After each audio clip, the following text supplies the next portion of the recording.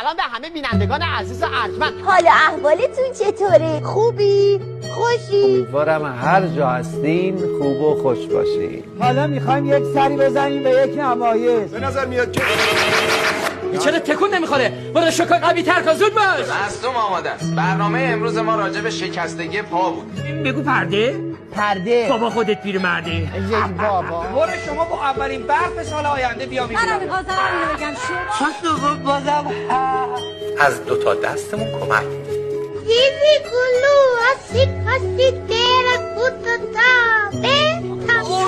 آقا شد ماله میده بلی فیلده با آژانس آمستردام. من گفتن خدا نصیف گربه بیابون نکنه. نمیدونم. چرا نمیدونی؟ کلید تو آشپزخونه است. خب کلید کجا؟ خدا عزیزم اثر دارم دوست دارم و بوس خیلی سخته بگم خداحافظ. میگم به امید دیدار.